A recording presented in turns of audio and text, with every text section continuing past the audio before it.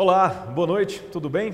O Influenciadores pegou a estrada. Estamos hoje em Juazeiro do Norte para conversar com um dos maiores atletas olímpicos que o Brasil já teve.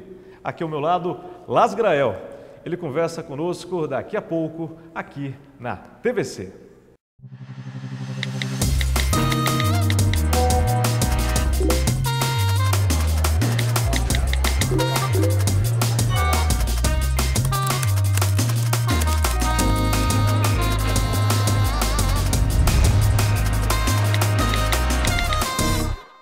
Ele nasceu em São Paulo e vem de uma família de velejadores.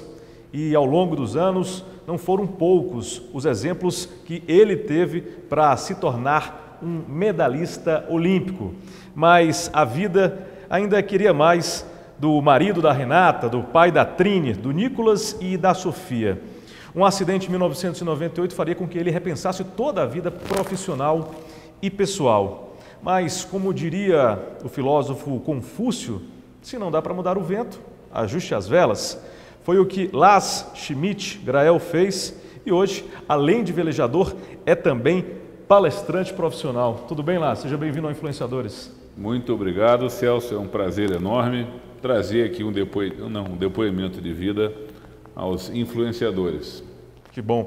Las, o maior desafio de todo velejador, independentemente de onde ele esteja, é se adaptar rapidamente às bruscas mudanças que o vento impõe, e você conhece muito bem disso.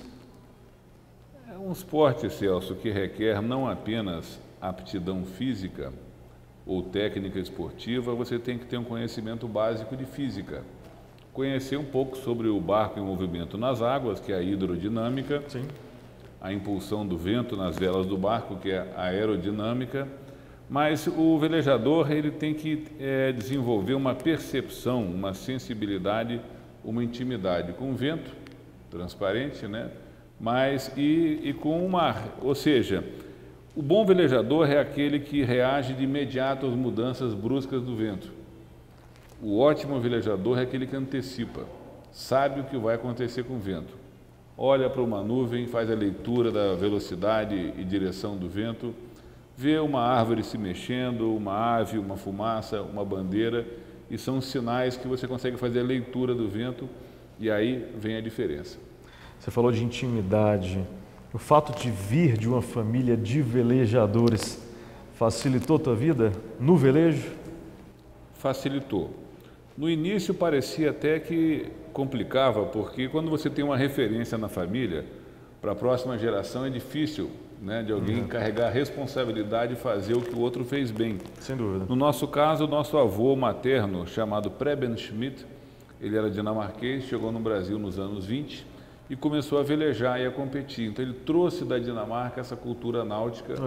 Povos escandinavos têm muita intimidade com navegação e com o mar. Sem dúvida. Os nossos tios, irmãos de nossa mãe, Axel e Eric, foram tricampeões mundiais de vela.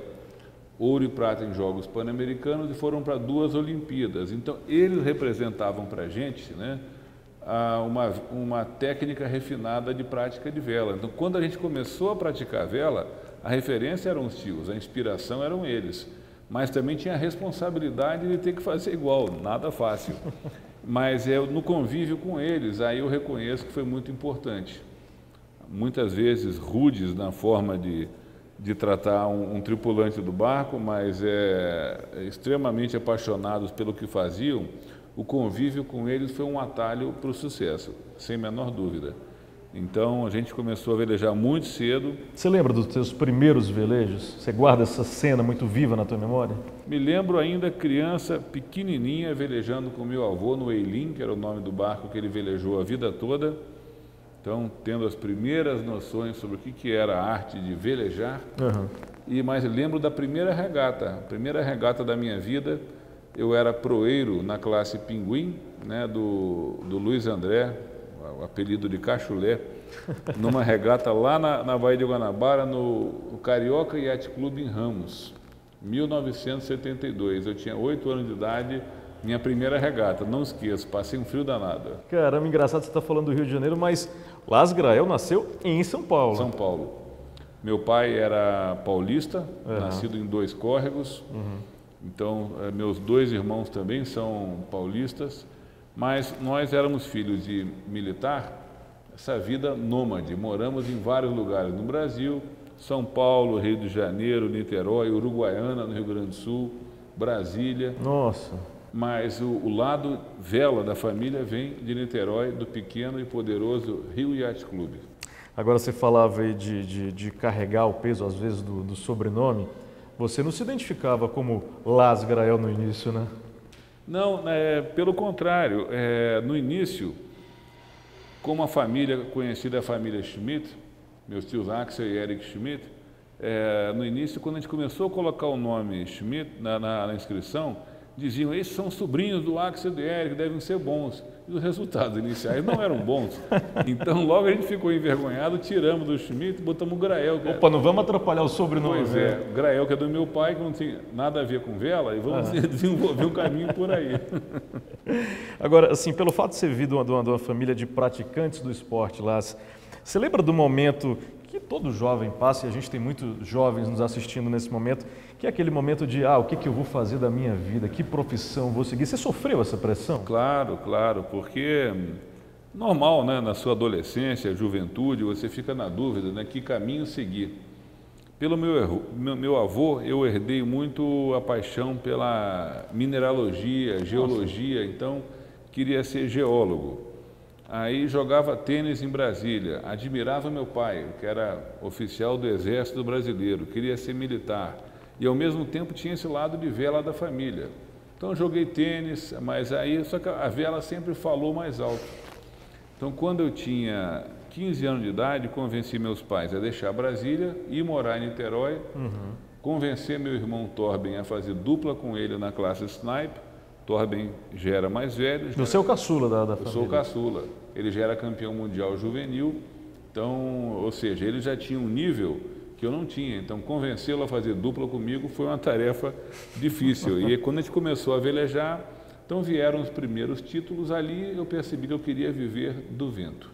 Então você nem chegou a fazer faculdade, não chegou a... Faculdade de administração, mas aí a geologia e a carreira militar, eu tive que fazer escolhas, né? E a escolha foi pela vela. Essa coisa de ter a referência, né, de ter irmãos mais velhos, te ajudou a naturalmente se tornar um atleta de alto nível, Las? Ajudou. Os tios, como referência de uma geração anterior, mas uma referência de sucesso. O Torben, que é um fenômeno como atleta olímpico nacional. Sem dúvida. 7 títulos mundiais, 5 medalhas olímpicas, 2 de ouro. Sim. Somente ele e o Robert Scheid têm esse nível, né, quantidade de resultados em Jogos Olímpicos. Então, o Torben sempre na frente abria esse caminho, gerava uma inspiração muito grande.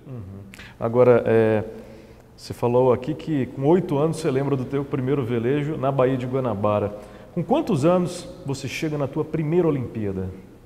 Na primeira Olimpíada foi até uma surpresa, porque eu comecei a velejar na classe Tornado, que era uma classe olímpica, um veleiro catamarã, mas o campeão olímpico na época era uma dupla brasileira, então parecia quase impossível derrotar os campeões olímpicos, que era o Alex Welter e o Lars Bjorkström.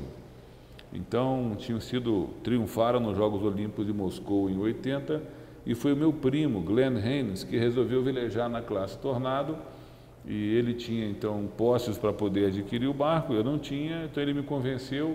Parecia uma tarefa impossível ganhar dos campeões olímpicos. Então chegamos à primeira Olimpíada ao vencer a seletiva de 1984. Eram os Jogos Olímpicos de Los Angeles. Sim, sim. E aí apenas 20 anos, muito cedo para chegar na Olimpíada? Cedo. Realmente eu estava, digamos, cru, né? Não tinha ainda a maturidade para poder disputar uma medalha, não tínhamos experiência internacional, não tínhamos o material de ponta, tínhamos muita força de vontade. E até que a 7ª colocação entre 25 países foi, na época, um resultado muito elogiado. Chegamos a disputar a medalha, mas tivemos pequenos contratempos ao longo da Olimpíada. O 7º lugar, assim, deu um gosto de que tinha espaço para evoluir.